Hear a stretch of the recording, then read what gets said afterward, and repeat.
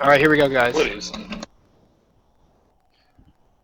What's up, everybody? This is the Crazy Kirby Kid, and we are back for another Project Smash Roundtable, in which we talk about various Smash issues as they become relevant and important within our community. Now, with us today, we have a diverse panel of guests, and the topic at hand is Apex 2015. This is a pretty huge topic, with Apex being our premier, largest, biggest, most hyped tournament for our entire community, having events for every single Smash game, or at least traditionally every single Smash game that we could get our hands on. But that's kind of part of the full story. But this time, unlike all other Apexes, we sort of had a disaster getting off the ground. But there's an entire story there to how we pulled it together with the help of Twitch and Nintendo and so many other volunteers and people looking out for us and wishing us well. And the story is quite sort of amazing and triumphant. But there's a lot more to what happened at Apex than just the matches, just the excitement, and just the disaster. So we're here to kind of talk about issues that you may not hear people talk about in your typical Smash circles. So one by one, I will call on somebody in our hangout with us today, and I will ask them to introduce themselves and just say something briefly about how they engaged with Apex. So Tafokins, you are first. Oh, hey everybody, I'm Tafo. I'm a longtime Melee player. 100 Melee on me. I like to help solve community issues, and I write a lot, and I was an attendee at Apex 2015. Very cool. And Robert, or Wobbles, you are up next. Alrighty, so I'm Rob Wobbles Wright. You know me as Ice Climber player, attempts to swag and style. Also sometimes commentator, mostly retired, talk a lot about a lot of stuff. So here I am. Very cool. Welcome back to the show, you two, Tafo. And Jacob, you're next. Hi, my name is Jacob. I recently got into the competitive Smash scene, though I've been playing the series ever since 64. I did not get to attend Apex, but I watched it live, and it was pretty fun to watch, I gotta say. Though, the disaster thing at first is pretty scary. Definitely, and we will get into that pretty soon. Steph, you are up next. I'm Steph, otherwise known as Pidge01. I am very, very sick with the Apex flu. I'm primarily a Brawl and 64 player and tournament organizer based out of Toronto, and Apex was extremely stressful for me for reasons beyond the venue change. We'll get into that later. Yep, and we will. And we also have joining us Yink. I'm not sure if her voice, her throat can handle sort of talking right now, but she is joining us, and if she wants to say anything, she can do that now. Yeah, I'm just hoping my internet cooperates, so I'll be on mute for most of the time. I'm Yink. I was a staff member this year at Apex 2015. I was actually the TO for Super Smash Bros. Brawl, so it was a really interesting experience. It's actually my first Apex, so... That's quite an Apex to try it for your first time through. And we also have Attorney Locators B. Wet Billy Weddingfeld also joining us. He will mostly be silent, just monitoring the stream and making sure everything is smooth for you guys. So, just for a little introduction, for those who haven't noticed or haven't heard or don't know too much about Apex, one of our biggest tournaments, and the disaster we keep referring to was actually multi-pronged, right? It actually started before the event actually got underway at that Friday morning because of a blizzard on the East Coast. And that caused a little bit of damage to the nearby parking lot, and that was just sort of the forewarning that we got of the impending disaster that was to happen. But many sites have reported on it. I was following my Twitter feed the morning of, and there was a lot going on there. But I will share my screen and show you a little bit of what I'm talking about. So it involved a little bit of the fire marshals or the police coming in and inspecting the place, shutting down rooms, first seeing if there was damage to certain areas, and then at first it was just one room, the Smash Wii U room, that was being inspected, and then with further search they realized that the whole venue was really not suitable for the amount of people we have or just about any kind of activity, and that kind of threw everything for a loop. When you're planning a national like this, you have people flying in from all over the place, Japan and other countries. We had our Swedish representatives for the Melee front and everything, right? People were playing on this event, and all of a sudden we didn't have a room to play it. Our matches are really do much of anything. So you can see here on the page on the website that sort of is the home for Project Smash. It's www.smash.menu. There's an Apex page, and on this I've collected a little bit of the conversation that's happening before and through and after Apex. So it includes an article talking about the tournament that almost wasn't by Red Bull Esports. It includes a video taken from the cameras and the cell phones of members following people like D1 and watching as him and Sky and other people try to relay messages to a crowd of Smashers that had no idea if their tournament was even going to continue. It has pictures of the aftermath. It has pictures of what the tournament actually looked like in the new venue. And there's a whole story to follow there. But essentially what we are interested here in with Project Smash is organizing some of these voices, taking feedback from the event, and really getting a clear idea of what we think as a community and all of our different point of views and complexities there, and just presenting that so you can make a more informed decision about what you think the Smash community is and how you would like to improve it or participate. So based on all of this information that I've been combing through and a lot of the people that I talked to, there are a lot of issues that have popped up surrounding Apex, and some of them include whether or not separate stages, separate streams, or separate communities is a really good way for us to go. Another issue is the value of Nintendo and how much support they actually brought to the event. The future of PM is something that it's a conversation that has started in wake of Apex. Venue quality, stream content, the experience of the competitors and the spectators overall, how the TOs and the staff interacted with the attendees at various points during the Apex tournament. There's a lot of internal strife with Smash issues like between the different games groups like Melee, Smash Wii U, Smash 64. Every community has their own perspective, and in some form or fashion they all felt like we bumped shoulders a little too much at Apex, and that's just indicative of a much bigger problem. Another issue includes how do we support a new game, what are our expectations with Smash Wii U, and how we should sort of work as a community to make the best of it. There's many awesome matches and awesome players, if anybody wanted to talk about that at Apex. There's a whole issue with respect across the different Smash communities and chants that went down, and even little issues like what do we do about coaching and hand warmers and how that affects how Smash is presented overall. So really it's a wide grab bag of issues, and each of these is worthy of their own conversation, but hopefully with the people we have with us today, we will hit a few of them and really see what it's like bouncing these issues off of our multiple perspectives. So I think Tafo, we were talking a little bit earlier, and he had some great points about logistics and just how complex and massive throwing a national tournament is, and maybe he could reiterate some of those points and really shine some light on how complex it is to run a national tournament. Okay, thank you. And so I think, so obviously the Apex staff made some mistakes with the venue size, and booking the wrong venue that I felt was not fit for the given size. But I think a lot of people assume that just because you run a 20-man local, that's the same as running a 2,000-man super national. And the realistic thing is, as we scale up, Kirby Kid, you mentioned that Keats, a prominent FGC former event organizer, said it's no longer financially feasible for one person to take on a national. And the reason why I say that is we look at Plank, who was actually a really good TO, ran multiple successful tournament series. He went financially broke after Pound 5, and despite the fact that the top players didn't get paid, Plank also went broke trying to pay this off.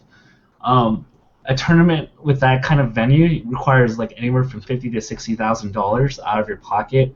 And if you look at all the costs that are associated with it, it's probably about $90,000. And if you in the case of Apex, we got a venue that was too small, and we paid a little bit too cheaply on the venue. But on the flip side, if we overestimate the number of entrants, let's say next year we say there's going to be 3,000 people that show up, but only 2,000 people do, then you're probably going to lose $30,000. And keep in mind, this is an individual person that's losing the money. So that's probably one. I don't say Alex Strife made the right decisions on certain things, but keep in mind, like, I don't think it's financially feasible for one person to handle a super national anymore. Yeah, that's a really good point. Just hearing the dollar amounts and what goes into these events, let alone not even talking about the planning and the organization you need, and just sort of building it up from the community. That's quite a lot to pay, and it's just a really good point that not a lot of people think of right off the bat. And it kind of highlights the fact that what you were saying, we came from a grassroots effort. Like all of what we know of the Smash community is people doing the hard work themselves, taking certain burdens on themselves, traveling to different places, hosting events in their home, and really getting it done just with personal sacrifices. And that kind of attitude, that kind of approach doesn't scale up to the massive scale that we're now experiencing with our community overall. And there's one more point I like to add, just with kind of just nationals. Like most of the people that run really large, successful events, the reason why they can do it and spend all this time is because they have another source of income. So if you look at Juggle Guy, Crimson Blur, Alex Chiricosta, and all these people that are running these big events, they do it for the love of the game, and the only reason why they can fund themselves is because they have jobs that pay for themselves. So if a person runs a really good event, give them props and give them kudos, like, because these are like really sacrificial events. And despite the fact that Reddit thinks that everybody's making tons of money on this esports thing, like nobody's really making money on tournaments. Like we're going even. Most of the TOs I actually talked to lately, they say they go negative on running events. And so that's like just my 2 cents. Yeah, it's a really good point. It's really cool that we have some staff with us that we're actually at Apex and running things, but I don't know how much of this they can comment on, or if there's any other concerns that anybody else in the Hangout thinks about. But definitely there's a lot of costs to going and pulling anything off of this scale. And that's just sort of the ground, that just lays the foundation of what Apex is and how it affects us as a community. Right. And I think we can move on. Cool. So, I'm just going to open the floor up to any of the topics that anybody in our Hangout wants to talk about. We were, in the intro, we were joined by Javier. Javier, real quick, if you could introduce yourself and give us a little bit of your Smash background, and tell us how you engaged with Apex, whether you attended or watched via streams. Hi, I go by the tag Fire Blaster. Can you guys hear me? Yeah, we got it. Yeah, you sound good. Yeah, all right. I've been playing Smash 64 since like 2004, 2005, mostly through online. I started attending events in 2013, like Zenith. So ever since then, I've attended both Zenith events in 2013-14 and Apex 2014 and this year's. My experience for Apex this year was we pretty much like all the 64 players, we all know each other. We hung out at the Clarion Hotel on Thursday and Friday night. Half of us like went and got rooms at the DoubleTree Hotel, but beyond Friday, everyone just hung out as much as possible at the new venue. We had to do the only events we had were doubles and singles. We had doubles for like 5 hours on Saturday, and then we started pools at 9 a.m. on Sunday.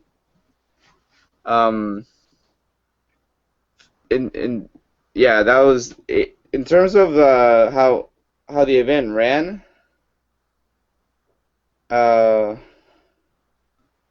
mean, the only delay from that I saw was that our top 8 ran much later, because we were told we were gonna have stream time at around 3 p.m. from the original schedule, mind you, because the original streaming schedule, there was no way that was gonna be followed after what happened.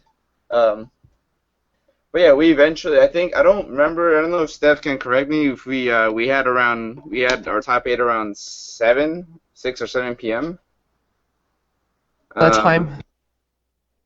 I think that's when our top 8 started, and but yeah, that's generally the schedule that happened for 64 at Apex. Yeah, so we essentially lost the day at Apex. The Friday that the events were supposed to start, nothing happened on Friday. There was actually a lot of moving to a new venue, a lot of people staying up late to get everything up and running, even though they had previously been staying up late to get things up and running. So it was really people pulling doubles and triple shifts back to back, and that kind of dedication is just really remarkable. I actually watched an interview done by Wife with I think DJ Nintendo, or not DJ Nintendo, but he did an interview where he cleared up a lot of issues, a lot of questions that people had concerning Apex and rescheduling and how much work that took and what exactly happened sort of moment by moment. And there's a whole story to tell there, but essentially one of the big takeaways that I got from that is they scrunched the schedule and they really tried to fit every event into 2 days when it was originally scheduled for 3 days. And naturally, some things get pushed out of the way in terms of when things start, but ultimately they tried to fit everything they could that they promised from the original outset into a 2-day schedule. And that kind of blew my mind. I didn't know how everything was going to work, just sitting here monitoring the Twitter that weekend, but is amazing to me. But how does that feel as an attendee for Apex? I know Wobbles, you attended, and I know Javier as well. Yeah, I guess I'll chime in on the subject.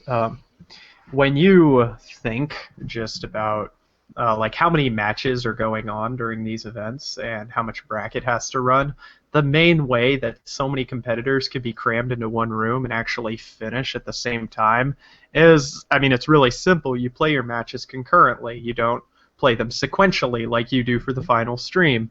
But when you get down to top 8, yeah, a couple people are in losers or whatever, but you're still running a bunch of sets in a row, and then because the players and the viewers all want more Smash, then you want to make them 3 out of 5, and then because it's the top 8 for singles for events that are kind of simultaneously billed as main events, you don't want to have them conflicting with each other.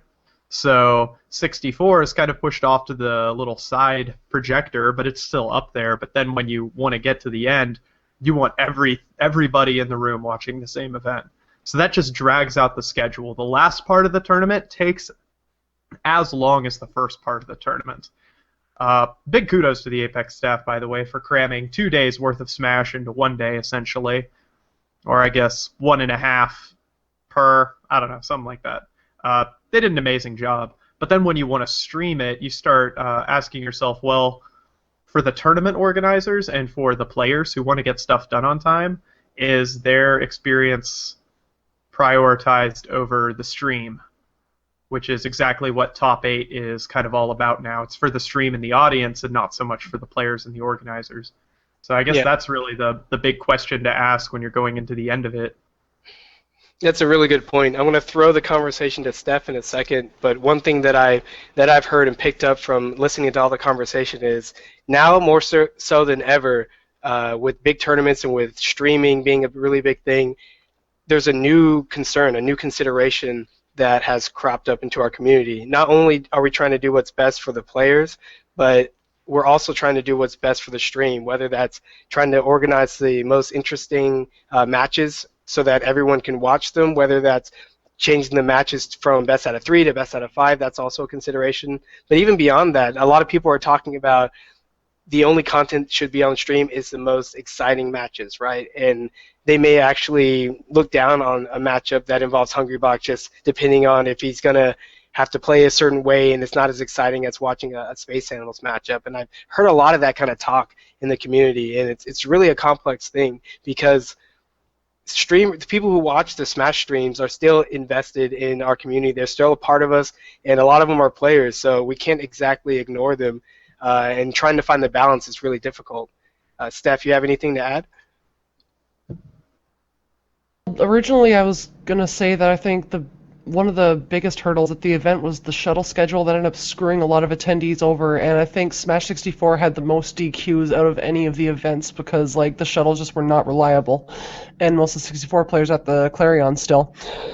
But on the topic of stream attendees versus players, sometimes I think that maybe prioritizing stream players and attendees is not mutually exclusive all the time, because stream players are invested in certain matches that are fun to watch or that not even necessarily just fun to watch. Sometimes they're invested in what's on the stream because they know the story behind the players. Like there's something for them to be invested in beyond just flashy combos, which is also like kind of what I've been trying to say to the 64 community for a while, is that if we want more stream time, more exposure, we have to give our viewers a reason to care about it. Like we're going all the way there, like, and spending all this money to get to Apex for almost no stream time, and we're complaining about it, but at the same time, like, how much do we really do to bring people in to watch our stream and like actually give the demand for there to be that stream time?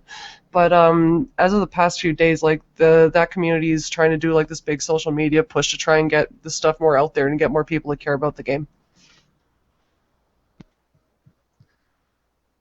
Yeah, it's a really good Kinda point. early, but Sometimes you feel like what you put on stream, you should give the viewers what they want. Other times you say we need to also be mindful to give them a variety of content so that it just doesn't become this sort of one flavor that they like. You give them sort of a well-rounded meal, like some slower matchups, some more intense matchups, some story-based rivalries, and kind of round out the table. I'm not sure how much control you have over that, especially at a tournament like Apex, but that is an important consideration. Well, I mean, Actually- like, if you look at the Salty Sweet exhibition, probably one of the coolest sets in all of Apex overall was actually PC Chris versus Ken, even though that's not actually the highest level or the most fast-paced. It was kind of wonky, and it was a bit, it's like looking into the past a bit, but at the same time, you know who they were, and you could sort of see their like old-school mastery underneath the kind of modern veneer. It's like, that's definitely a different flavor. It might have been the most uniquely flavorful set of all of the tournaments, like, completely. And it was actually super incredible, so. This is Yeah, the Ken versus PC Chris match, yeah, that definitely was more old school than anything, but I probably had the most fun watching it just because it's just that old rivalry. Even though Ken was largely playing like Brawl Marth almost with the dancing blades, it felt fun to watch. Like 80 counters, that for Glory Marth. Shout I out like to to- Brawl Marth. I like to bring up an interesting point, and I think this is something all communities can do well. And frankly, to be honest, I didn't. As much as like the action itself, like I think. Well, okay, let me take a step back. So with any esport or sport, there's a narrative that gets me drawn to it, whether or not I care about the game or I play the game. Like if there's a narrative, I might watch it. And for 64, I don't know of anything because Isaiah wasn't there, and I felt like if I had a narrative on what's at stake here, like maybe there's something with Super Boom fan or a Japanese player or Javier. Like if there was a narrative for me to capture, I would have been a lot more interested. Or if I understood the narratives behind Smash 4 and what was at stake, match to match, then I'd be a lot more interested. And I think that's one thing that Melee has an advantage of, is that every match in the top 8, I was emotionally invested in. I was emotionally invested in the rivalry, the players themselves, and what was at stake. And I think if we could build those narratives for all games, I think it would increase the viewability outside of the gameplay itself.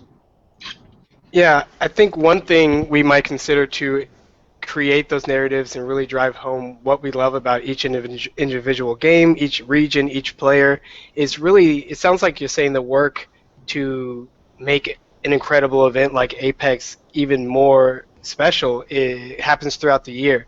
At local tournaments, maybe there should be some kind of step done to recap the events and then organize that information so that by the time Apex is rolling around, you have it all there. Somebody can put it together into a video or some kind of production that allows everyone else to catch up. Because I feel like a lot of what we do for the community, we internalize it because we're living it, but we're not quite aware of how many other voices and players there are who are missing out on what we think is just normal. That's why Salty Sweet, you have the salt between the players and the little history, so even though it might not be the highest level, or maybe, who really wants to watch a Ganon Ditto, it's because you actually get a story between the players. But I kind of want to tie this into another point on here, which is how esports we become. And that has a lot to do with how much you draw viewers in. Like, you can't get esports purely off of a game that where your focus is entirely on the players. Because if it was going to be entirely on the players, we would have people playing in like little booths with no distractions so they could have the optimal performance environment. But we're not going to do that because people want to watch. So we're really trying to find this sweet spot where we can get stream viewers, where we can get hype, which means advertising, which means investing and people giving us equipment to make bigger and more interesting events.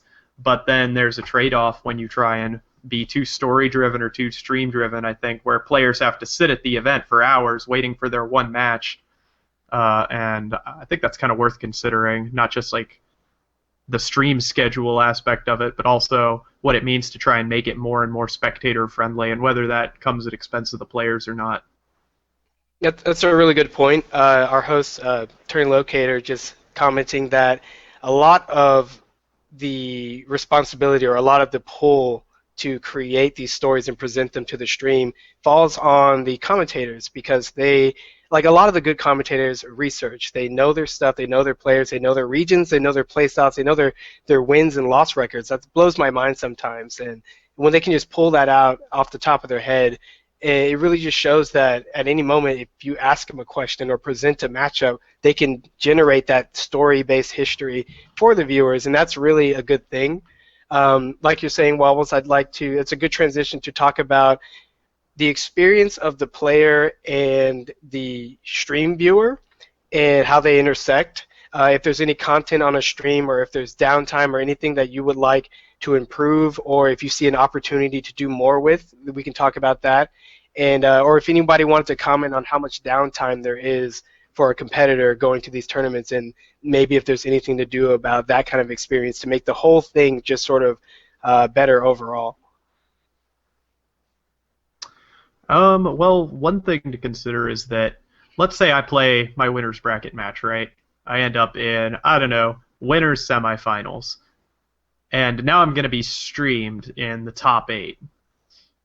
This is a big deal. Everyone wants to watch it. And now I've got, like, I don't know, 6 hours between my match that I just played and my stream match, and maybe I'm not in any other events. So now we know the stream wants top 8 all streamed in like one big beautiful chunk, the big hype climax of the tournament. And, I guess I want to be streamed. I don't know why not. But here I am at this venue. I'm in New Jersey. I don't know. My hotel is a third of a mile away, or maybe farther. Maybe I shuttled. I'm in this venue, and I'm just sitting there. And I woke up early to play my bracket, and so I got up at 9. I played my matches, got all intense, and now I've got the 6-hour downtime. Now what do? Do I sit and watch? Like, my adrenaline drains. I guess I eat. I guess I sit around.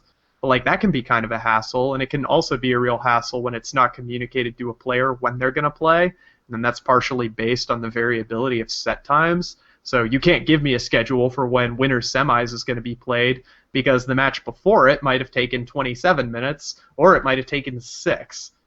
You have to consider a lot of that when you're trying to schedule, and then players got to follow the schedule, and if you're out of state and the venue's not at the hotel or something, you run into a lot of these issues where the player can be put at a disadvantage for the needs of the stream and the entertainment element.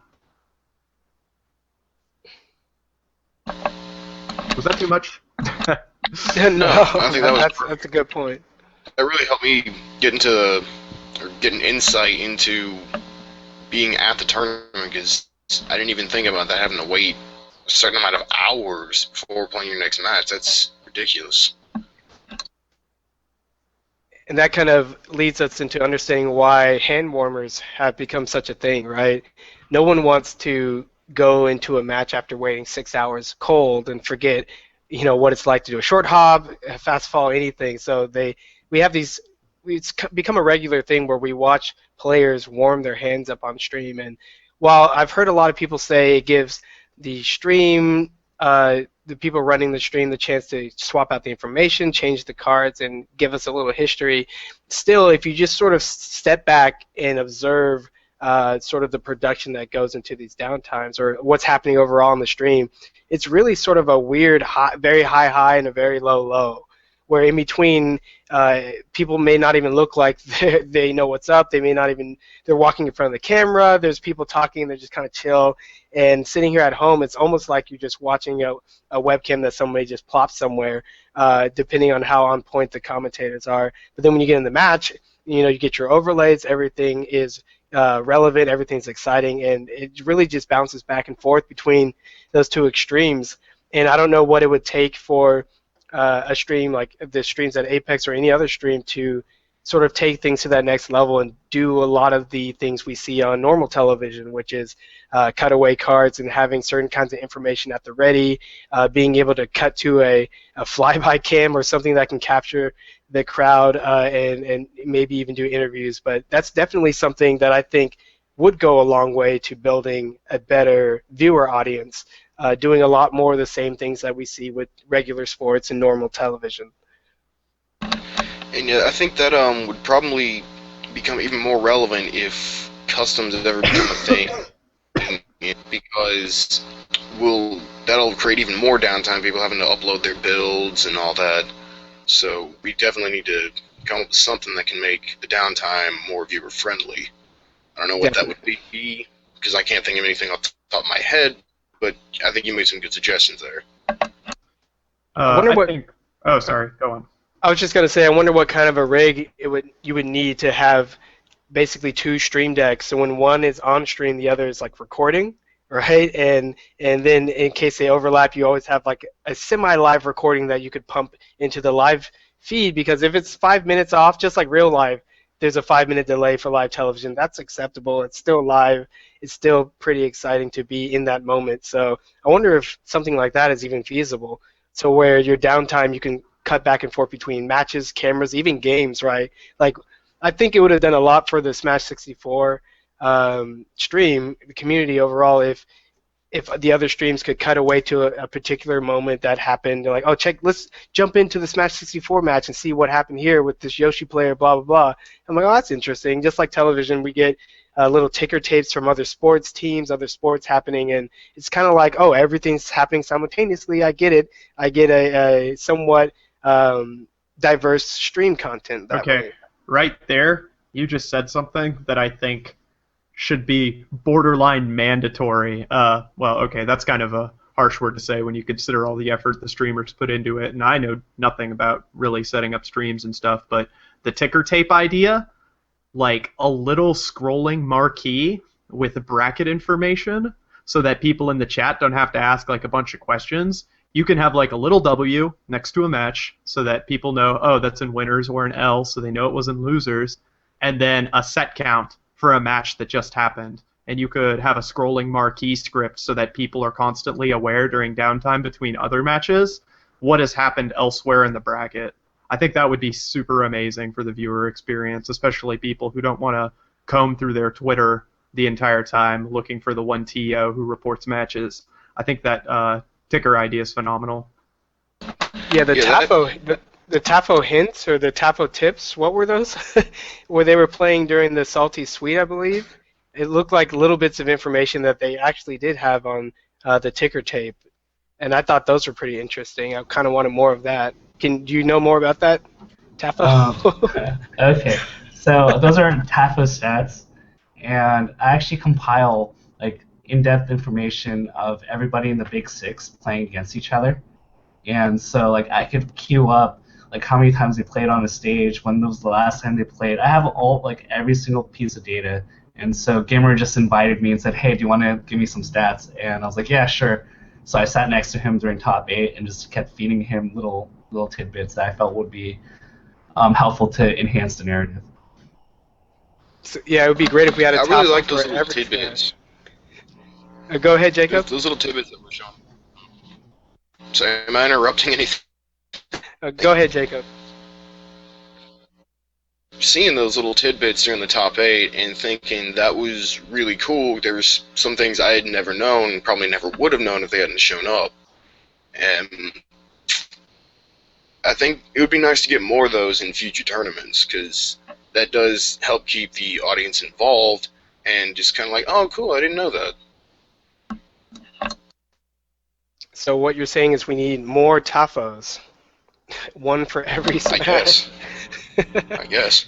But that's a really good point. Stuff like this, these features don't come from nowhere, right? It comes from people who are definitely dedicated, definitely interested, and putting in a little bit of work over time, and just really putting in the work to help the community in a large way.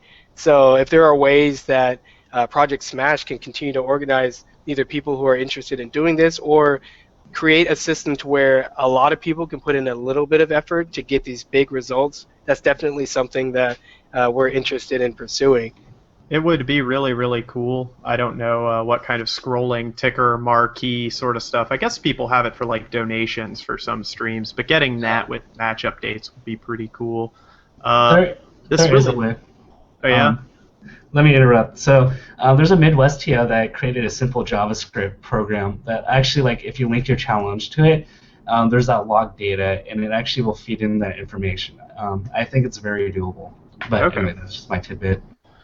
Something I wanted to point out is that this flows back into the idea that, you know, we get a little used to thinking of the tournaments as almost like just glorified poker games in a really big kitchen where you've got your buy-ins and you play and you go home and you hang out once your money runs out or whatever. But really, if you want to make it bigger and you want to up the production values consistently, then you have to start thinking of it more as an entertainment industry.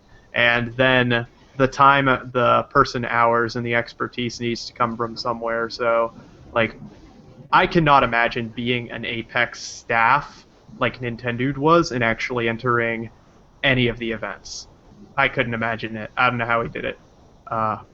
But there are going to be a lot of people who are dedicated purely towards the execution of the event. They won't be playing, they won't be doing anything. We'll need a lot of people with a lot of knowledge on how to increase the production value here if you want to make things more, you know, esports, all caps, or whatever. You brought up poker. That made me think.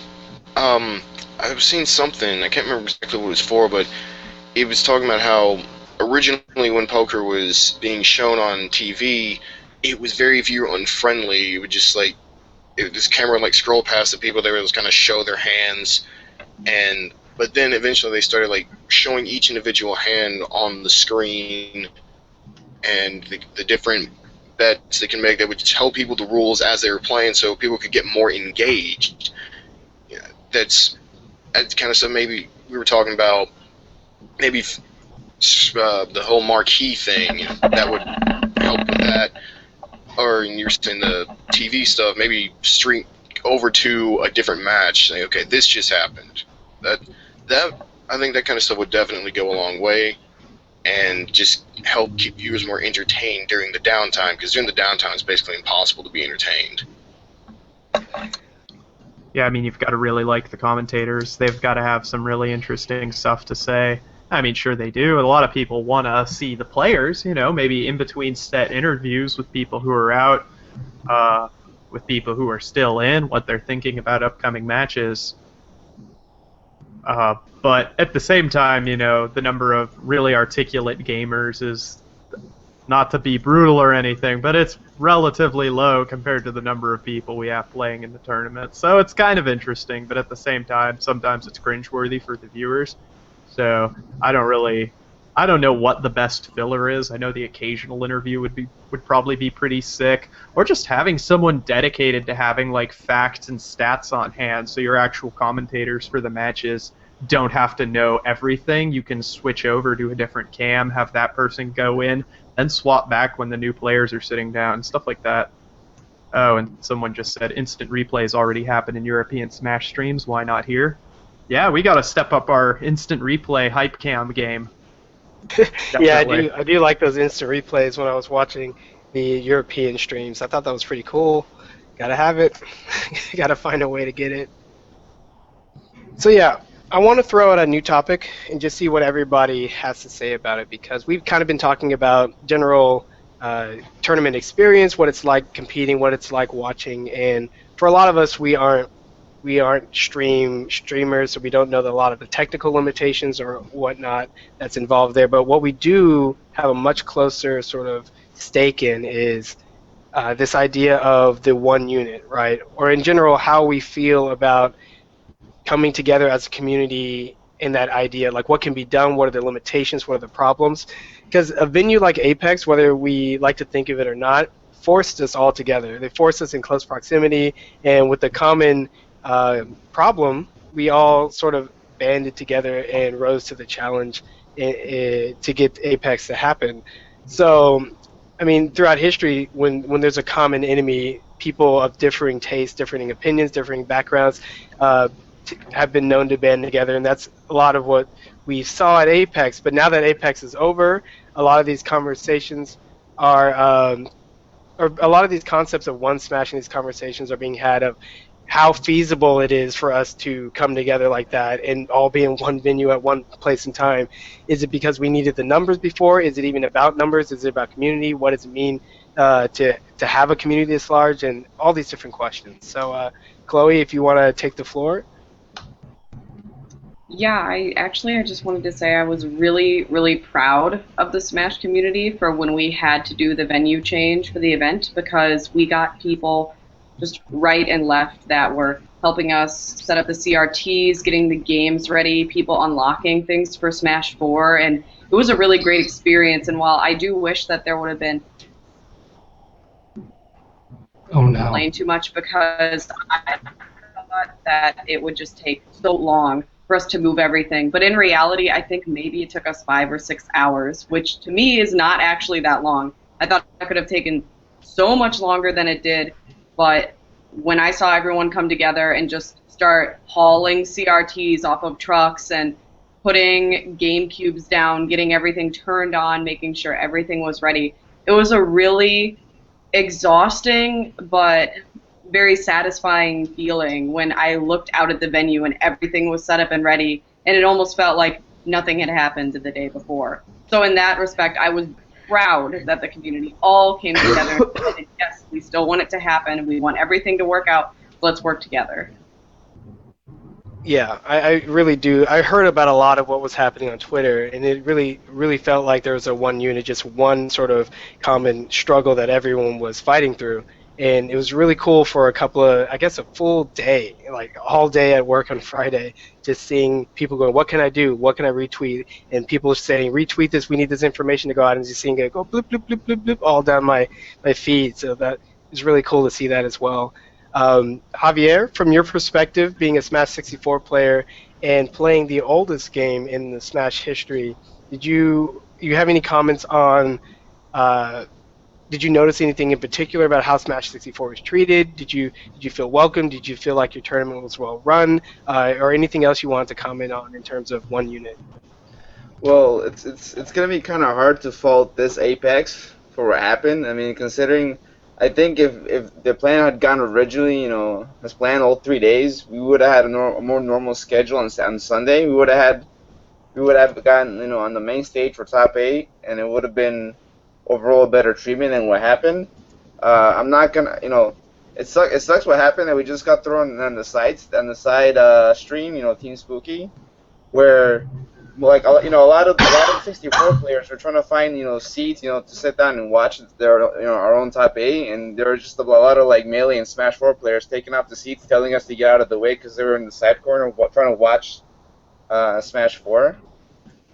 And while we're trying to pay attention to our own stream, we just hear all these like hoo-has and whatever coming from the the Smash 4 top 8. And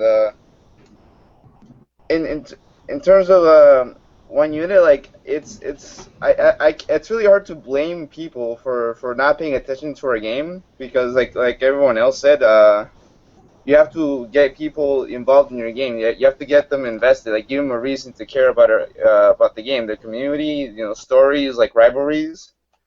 So I'm not. I can't. Our games, like this game gets the least amount of attention from players and TOs in general, because generally when I'm scrolling through the tournament listings on Smashboards, I'll see like posts like oh, we got all the Smash games. We got Melee, Brawl, PM, Smash 4. Come on, come down to whatever tournament this is. And but yeah, that's my perspective on one unit. Something that blows my mind is that you go to Evo, and the top 8 for the main stage games are all played on the same stage on the same day. And these people, like, their games compete for spots at EVO. EVO only uses so much space and time to run its events, and you've got people from different genres and games basically competing for the right to be at this massive event. And somehow, and maybe it's because, I don't know, they're more used to it, something like that, these guys don't start chanting for, like, their own game in the middle of other people's ceremonies, right? Like, I get it. I like Melee. I only enter Melee. I don't play 4 or PM or Brawl, and I barely even enter doubles. I'm there for Melee singles, one and only. But, like, there's... Wait, I thought you played doubles. Don't you play Ice Climbers? Oh, yeah, I barely. I play 2v1 and 3v2. I can't handle anything else. You wacky Kirby fellow, you. Anyhow, yeah, somehow these other communities don't do that. It's like, I get that people, get really hype about their own game. The fact that they can't wait, it's like, I really don't understand, like, the lack of courtesy. I'm totally in favor of loving the game you like and all that, blah, blah, blah. But, like, the active disrespect, I think it's probably rooted in, like, the old days of people getting hype about Brawl killing Melee and this giant community schism because of the belief that there could only be one Smash. It's a very Highlander attitude towards it. But now we go to the events where all the Smash games are played together, and now it's like everyone's fighting to be the favorite, and it kind of blows my mind. It's sort of depressing. Yeah, there's something that Javier said about the kind of attention Smash 64 was getting, and he, in one way or another, expressed that it's cool. We got to do more as a Smash 64 community to tell you what's cool about our own game, what we like about it, what the rivalries are and the histories. But I guess the undercurrent of what he said was, you're probably not going to tune in if you're not invested like we are in Smash 64. But on the flip side, there's the other side of the coin, which is, what does it mean to respect something only when you like it, or does the respect really come into play when you don't know a lot about it, when you don't necessarily like it or tune in on a regular basis? Like, there's two sides of it, and I think even if you're not hyped about a game and invested and want to compete in it or see it, there's still a lot there you can do to show your support and just kind of strengthen the Smash community overall. But throwing the conversation to Steph and seeing what she has to say about Brawl and how it was represented at Apex. I have quite a few things to say about the whole one unit topic. Being that what Chloe said was actually kind of a perspective I never really considered before, was that when we were all at Apex, like, it was Smashers from every single game was all helping each other make this event happen. And I think in a way that kind of shows that, like, even if you only play one Smash game, one or two, you think that only those games should be on the main stage, whatever. I think in a way, like, when it really comes down to it, in a big kind of disaster situation, like, we all kind of have to rely on each other sometimes. And I think, like, the idea that there's like really a big Smash community as opposed to only separate stagnated individual ones really has some kind of merit. That being said, I want to kind of echo everything that Javier said about how Smash 64 was treated at the tournament, and also to add that this is not anything new for the 64 community. This is pretty much how it's always been treated. I know a couple days ago, Cobb Revolution made a big post on Reddit that, like, got a ton of upvotes and was guild and everything, saying that, like, this is how it's always been for 64. Everyone's saying that 64 just didn't complain and play their game is full of crap, because it's absolutely not how it was. 64 players were upset that we originally were told we were getting 4 blocks of stream time, and that was eventually cut down to only top 8, 1 block on the side stream. So yeah, 64 players were upset about that, but they were also used to it, and what they actually did to prepare for that kind of situation was they brought their own recording equipment. I know I used my Elgato personally, and we used somebody's phone hotspot to stream a lot of our, like, not top 8 matches on a private stream without using the venue internet. And I was kind of, like, talking about Brawl on Facebook earlier, and that there were some kind of disgruntled Brawl players who were saying things like, 64 should just be glad that they got their top 8 streamed at all. We didn't get anything, that kind of stuff. And honestly think that's kind of uncalled for because Brawl had the spotlight for the last 4 years and 64 has never had it. So for one community to come out and tell this other community that for once was not the most screwed over game at Apex, that they should count their blessings, like, I don't think that's really cool. But at the same time, like, it's really like it really sucks for Brawl that like they had their stream canceled last minute, so none of them could have even thought beforehand to bring any stream equipment because they've been taken care of for so long. They had no reason to believe their stream would be canceled, but when they were packing for Apex. But I don't know, like as someone who's involved in the two smallest communities, like it really sucks to see them both being screwed over. But I really think that like 64 players kind of have to like they have to kind of get out there and get people to care about the game for it to be treated better, and Brawl players have to do the same. Like, people have been saying for the last year, if you don't want your game to die, you have to keep playing it, but a lot of people aren't playing it, even though I've heard many Brawl players say they prefer Brawl to Brawl to Smash 4, and yet no one's playing Brawl. And yeah, I don't know. When you think about it, like, I've seen like a lot of criticism about the whole one unit philosophy coming from the Project M community because of them being dropped, and I just think like one unit in practice has hardly ever included Brawler 64, and like only now is it considered to be hypocritical. I don't know. I think there's just like a lot of politics here in the smaller communities. Sorry, that was a big long rant, but that's kind of my thoughts on how one unit is treating the smaller games. Yeah, I want to comment briefly on a lot of what you said. There's a lot of passion there behind the community that you represent most, and there's a lot of history there.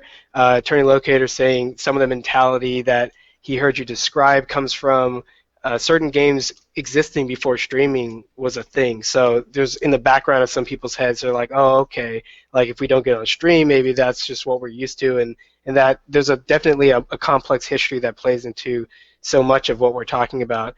I also like that you pointed out that some people think the 64 players didn't mind, that they didn't sort of, they just kind of took it and went along with their day, but there's a lot of voices out there that we're missing, and depending on which Smash game you play, you're probably not tuned into all the other voices that are happening with the other games. And I have a Twitter feed, a list of every single Smasher that I can find on Twitter, and I just keep an eye on it and seeing what the general tone is of what they're saying. And I definitely got a lot of complaints and a lot of just important issues being raised by Smash 64 players during Apex and after Apex, and they're definitely there. They definitely see things differently. Their game is different, and the particular challenges that they face are different from all the other Smash games. So, in light of the one unit topic, like, what does that mean to have each game need different requirements, they have different levels of popularity, they have different degrees of history and players. Like, I feel like every Smash game is different, and before you can even figure out, oh, how do we all work together as one, we need to do a lot of work of figuring out how we want to work together, like combining our strength of the current members and banding together with what we have. But I know, Jacob, you had some more to add to the whole one unit topic. Steph said he forgot to say something. I'll let him talk first. Who needed to talk first? Steph. Oh, Steph, did you want to add to the current topic, one unit? Oh yeah, one of the last things I forgot to add was like I think on the topic of one unit, there's like a lot of complaints about having to share streams with other games, and I really think that with the advent of things like multitwitch.tv, speedrun.tv, like we should really be maybe taking advantage of having each Smash game have its own stream, like if the venue bandwidth allows for that, which a lot of times it wouldn't. Just so that like you don't have people complaining that their stream is being shared or so, and like really people can tune into whatever games they're interested in without like having to complain that they're not seeing the game they want. Yeah, there's definitely in some ways there's technological solutions we can try, and there's also a lot of tone and attitude things we can adjust as a community. There's so many different axes in which this problem has occurred of what is one unit and how do we deal with it. So yeah, I think Jacob, you wanted to say something, and then we're going to throw it to Tafo.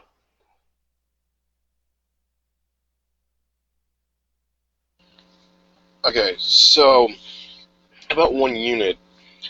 I remember like just a couple days ago, or maybe just yesterday, I uploaded a video talking about how that's just an illusion, and pretty much that is true because ever since Brawl released, there's civil war going on in the community with a lot of the Melee players not liking Brawl and sometimes even feeling that was justification to bully the Brawl players because they were playing a game they viewed as inferior, and then that made the Brawl players fight back and say things about Melee like, oh, it's just a button masher, and it led to this big war.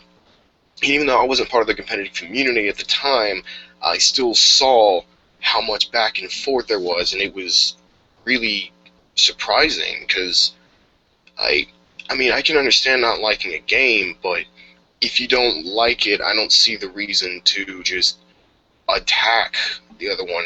In some cases, basically make it want to die off so that it's not around just because you don't like it. If you don't like a game, just ignore it. Don't worry about it and respect the people that do play it.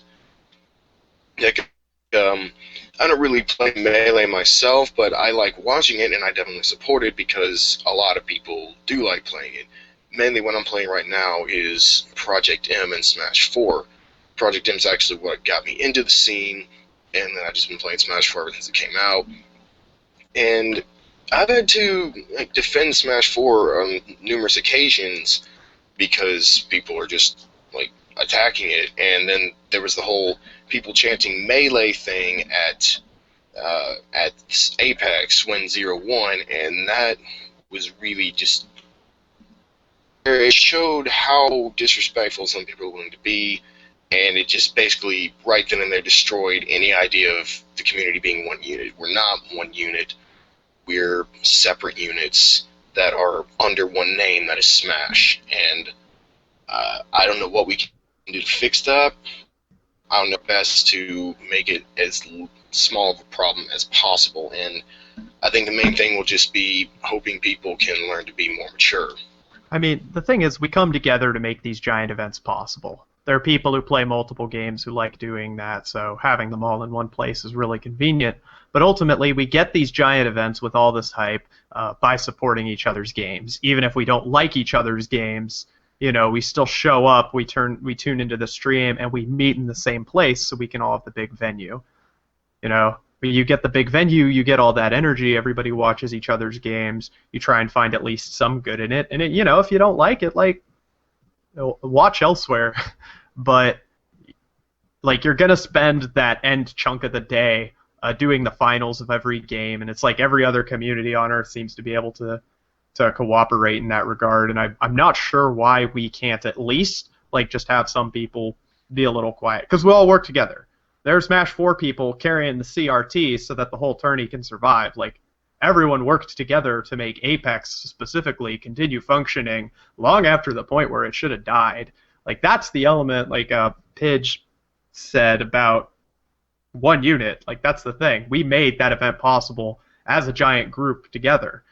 So then suddenly turning around and going at each other's throats, arguing about what game's going to last, which one won't, just, again, mind blown. I don't get it. Or Tafa wanted to say something, and then we can throw the floor to anybody else who wants to talk. But it looks like one unit will be the final topic we will discuss before closing the roundtable. So two things. I think people don't realize what goes into a streamer sponsor contract, and I bet that there was something along the lines with one of the sponsors saying that certain games had to have X amount of time on the main stream, and so that's why I feel like they ran the stream schedule like they did. But that being said, when we're collaborative and we see that all the games are at stake, we'll work together. I think the issue comes when there has to be some sacrifices made for one game to benefit over the other, and that's what we saw at the end of the day. I think when one game has to sacrifice, I feel bad coming from a Melee perspective because Melee has everything. I'm spoiled. I admit that the Melee community is spoiled, but I think what they saw was at the expense of Melee being extra late. Like, I think a lot of this would have frankly. Actually, let me just curtail that. The reason why, if you look at the timeline, if you were there, one of the announcers said Melee is coming up next as soon as 0-1. And so that's where the chance started. And so with that being said, at that particular moment, I don't really blame the Melee chance. Where it crossed the line was when Zero was being awarded the trophy and people were still chanting Melee. So if people were wondering what happened at the venue, what triggered the chance in the very beginning, right when it happened, was somebody saying Melee is coming up. And I don't blame it, but as soon as Zero, just to reemphasize my point, Zero getting awarded that and having people boo him, that's totally disrespectful. And I think to move on from this, I think everyone who's like remotely sane would say that that was disrespectful, but I think what we can move on from this is say, like, what do we do at a future event to enforce that we don't boo a player? I mean, can we all agree that that's not cool? Yeah, yeah.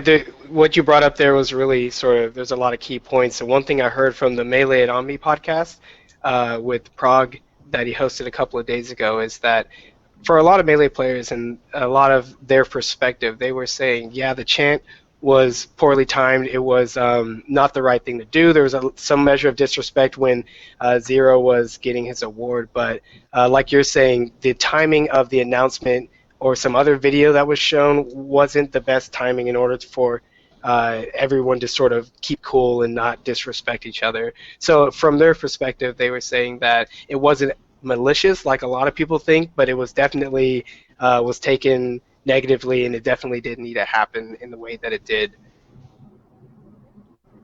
But yeah, one unit is a complex. It's a complex sort of dream as it is right now, and I think a lot of people are upset that it isn't happening, and therefore they say it's not worth investing in. But it's definitely the end goal, and there's a long journey ahead of us. I think everything that we're doing here with Project Smash is in the one unit spirit, right? Where we can recognize each other's communities, each other's games, each other's strengths and weaknesses, and try to make the best of that as we put our best foot forward for our own sake and for everyone who isn't a Smasher. Because the word. So the Project Smash has a main survey on the main page, and I think everyone should take that survey. It's at www.smash.menu, and a couple of questions in there ask, what do you think, how do you think Smash comes across to people who don't play Smash, and what do you think they think of us, like, let alone what you think of your own community.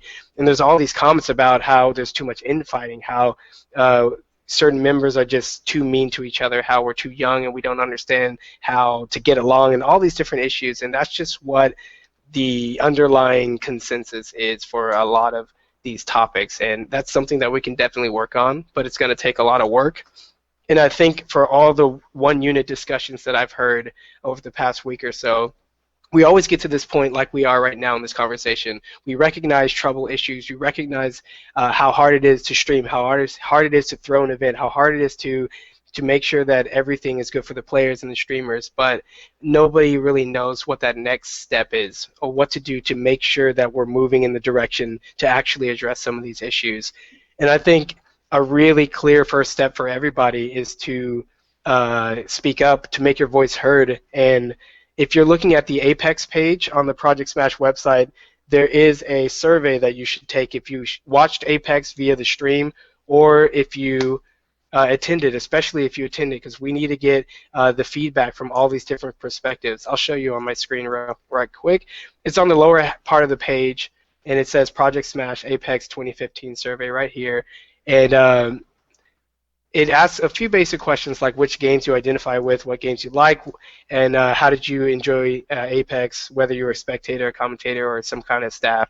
But then it has very specific questions for if you're a spectator, if any of these issues like stream schedule, stream devoted time, stream ads, commentary quality, if any of these things you found disappointing for whatever reason, we want to hear. And so on for competitors and so on for everything else about Apex. So it's only when you voice and use your voice and state your opinion that we can actually see what you have to say and make the community better. But yeah, Wobbles is signing out because his voice is hurting him. So if you want to say anything, Wobbles, just give a quick bye. But it's really good that you joined us. Yeah, thanks for listening, guys. Got a nasty Apex virus cough coming on, so I'm a split, but thanks for listening. Thanks for tuning in. Y'all have Cool. fun. I'll be probably have the Twitch chat open, but I also got to do physics homework, so there's that too. All right. Cool. Peace Take out, care. guys. Take care, Robert. Yeah, so as I was saying, making your voice heard and making it heard in a way that actually is going to be counted up in an organized way. I mean, I've read so many tweets and I've read so many Reddit posts and I've read so many things, listened to so many podcasts and commentary since Apex. And I think all of those comments are directed at a small bit of each individual community, but not in a way where we can really cross-compare the voices of all the different communities and really pull things together and contact community leaders saying this is what they think, this is how they feel, what can we do about it? So definitely that's the goal of Project Smash, really in the one unit philosophy, treating everyone as equals and treating all games as valuable and seeing where we go from there. So if there's any final comments on Apex or one unit, we can say those now and just sort of give your closing statements and we will wrap up this roundtable. Going back to like the whole outside thing, what did they think of the community? It made me think, like, a lot of the casual players, which actually are the bulk of the community, a lot of them actually have a big misconception that the entire Smash community are elitists, and, you know, that's not really a good thing because that's far from the truth. They're a vocal minority, but I think that shows just how loud they can be. But at the same time, it's like, they're not the only ones that make attacks. So it just makes me wonder how much more often are they the attackers than the other communities. Just, I don't know. Yeah, that's a pretty good point. Either pinpointing where a lot of these comments are coming from or even addressing the issue of if there's misconceptions within the community, how do we go about informing people and what is the truth? Like, what is the correct view of this? It's going to get more and more complicated as the community grows, but it's definitely something I think it's important to address. So yeah, very good point, Jacob. And anybody else on one unit or Apex to close? Cool. I will call on you guys one by one. You can sign out with your name, your Twitter handles, and just sort of give it one final shout out, and we will close up this roundtable. Yink, you are first. So my Twitter handle is just at SSB and then Yink, Y-I-N-K. And I just want to give a shout out to all of Apex staff because they worked incredibly hard to make the whole event work out. And I want to give a shout out to all the people that came to Apex and did still enjoy it. Thank you so much for bearing with us. We wanted you guys to have just as much of a great time as we wanted it to have originally with our regular 3-day schedule. So thank you for still coming and competing or spectating, watching the Melee finals and being really enthusiastic and ecstatic. And then my only, I guess, thing to say is that at the very end of the day, I think the best thing we could really ask for is that we all just respect the games that we play. You don't have to like Brawl, you don't have to like Smash 4, but at the end of the day, I'm still going to respect every single Smash game that's played. And if you like it, that's great. If I don't like it, whatever. I'm still okay with you liking it. So that's just all I wanted to say. Thank you very much. Tafo, you are next. I just like the fact that we have discussion going forward, and as much as people say that we aren't moving in a good direction, I think we are with the discussion we have. Shout out to everybody for putting in the effort to make the community better. My Twitter is @TafoKids. Yeah. Very, very good. Thank you. Jacob, you are next.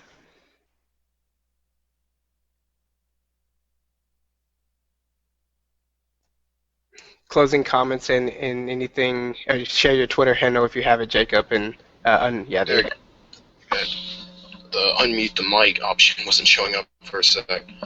And my Twitter handle is @ThatGamerGuy52 with capitals at the beginning of each word, so the capital T, G, and G, and then 52, no spaces. The closing comments, pretty much nothing I haven't already said. Cool. Attorney Locator said in the chat, I'll need to get a better mic in the future if we want to do this again. I'm not sure if this place is picking up on my laptop's mic or the USB one I have plugged in, because the USB one I have is fine, so I'll have to look into that. But anyway. Cool. Thanks for joining us, Jacob. That would make sense because there's the vent on the computer. Cool. Javier, you are next. My Twitter handle is @thefireblaster. I just want to say that it's actually pretty cool. I think the one unit can definitely have a future if if the community keeps talking about it and discussing solutions to it instead of just hoping that it's gonna happen. Just the fact that me and staff were called to this discussion as to get perspective as a 64 player that I've never seen it happen before. So that's a small step towards improving our community and our integration towards the rest of the Smash community working together. So also it's also really, once again, everyone else has said this, but it's really impressive that the Apex staff crammed 3 days of a tournament into a 2-day event. That's still impressive to me, regardless of all the complaints. Yeah. Well put. Steph, you are next.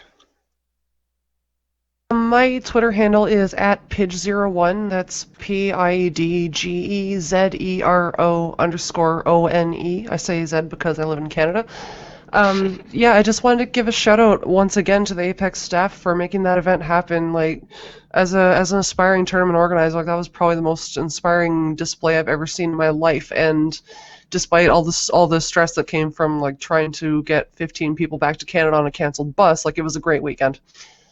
Yeah, I'm gonna agree with what Javier said, is that I think that one unit can happen, but everyone kind of has to want to make it happen. And thank you, Kirby Kid and Tournament Locator, for hosting.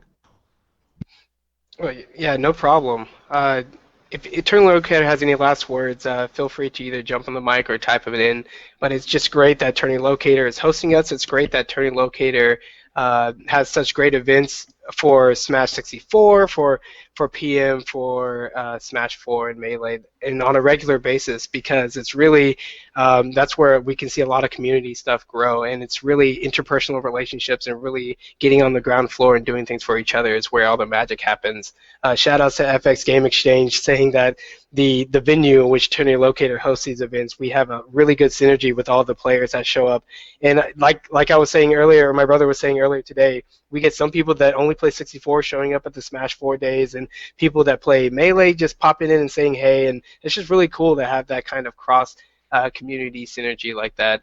But you've been listening to the Project Smash Roundtable. This one has been on Apex 2015, just opening up the conversation about what happened at Apex and some of the issues that became more evident concluding the event. There's more to talk about in this discussion, and one of the best ways you can join in and help these one unit happen, or just Smash community in general, is heading over to www.smash.menu and checking out the survey there, or especially the Apex survey. If you know anyone who's went to Apex or watched Apex, we really do need your feedback, because it's this kind of data, these kind of numbers that we can really look at very closely and make the best decisions for our community. I don't know exactly where the Smash community is going to go, but I know with Project Smash and people like Turning Locator and everyone here on the Hangout, we definitely will do our best to make it as good and as awesome as possible. So thank you for listening. Thank you for watching. This has been Richard Terrell. I go by Kirby Kid. My Twitter is @KirbyKid, and I will see you guys next time.